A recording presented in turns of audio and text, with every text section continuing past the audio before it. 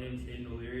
I'm going to be talking to you tonight about how to limit your social media time, especially with everything that's going on nowadays with TikTok and Instagram and Tumblr and all that good stuff. So before we begin, I want to kind of start off with a statistic that you may or may not know, but out of all the different social media platforms, YouTube is the most commonly used by teens just because of school and stuff like that. But it's actually 95% of those between the ages of 13 and 17 saying that they've never used YouTube. They conducted a survey on April 14th through May 4th of 2022 and discovered that the 10 online platforms that teens use the most is TikTok at 62%, Snapchat at 62%, then we have smaller social media platforms, which is like Twitter at 23%, Twitch at 20%, WhatsApp at 17%, Reddit at 14%, and Tumblr at 5%. So with all those statistics combined, you can kind of see what teens usually use social media for and what that is. So talking about some dangers of social media, we're all athletes here, so what do we usually like to do before races and stuff? Get some sleep, get some proper time to relax and take some time away from stressful times at practice and whatnot. So sleep is super important for athletes, especially if you're getting like 4 to 6 hours of sleep a night. That's not really good for performance, especially us distance runners. We get up early enough, so we're trying to get 8 to 10 hours if we can, take naps throughout the day. But using social media on a daily basis, you actually spend more time on social media per night because your body gets accumulated to it and accustomed to it, so you spend more time on it, and then next thing you know, your usual bedtime at 10 o'clock turns to 12 o'clock, and that's not good because you practice at 6 a.m., you gotta get up at 5:30, and then you're looking at 5.5 hours of sleep, if that.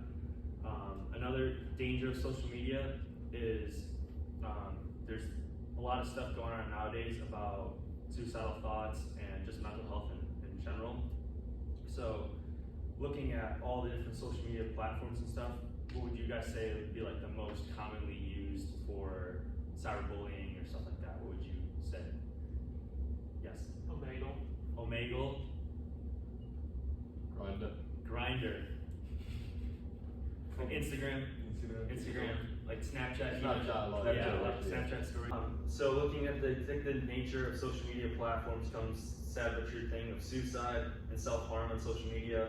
Due to COVID, there was only one way for teens to stay socially connected, which was through social media, and because of that, there ended up being a spike in suicides and just cyberbullying in general. So kind of going along with that thing of mental health implications, it came along with like anxiety, depression. Another thing that kind of linked like social media and suicide together was the impact on relationships and real life interactions. So the less time you spend with people in your real life, the more you kind of get disattached from reality. And that also kind of goes along with the self-esteem thing.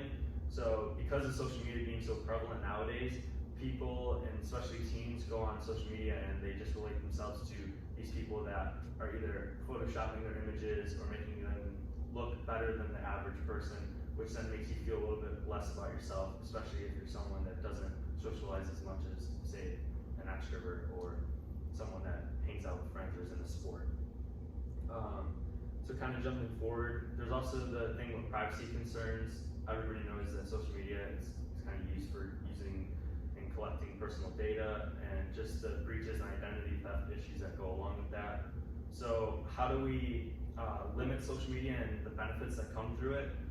Some evidence has proven that mental health is increased when reducing social media time. So the less you spend on social media, the more you feel good about yourself, the more you're outside, the more you're doing things that's going to make you feel better and more free.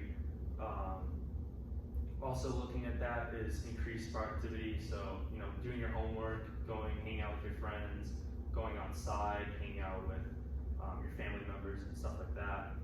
And some other things you can do instead of social media browsing is maybe read a book, or if you have a hobby, say like fishing or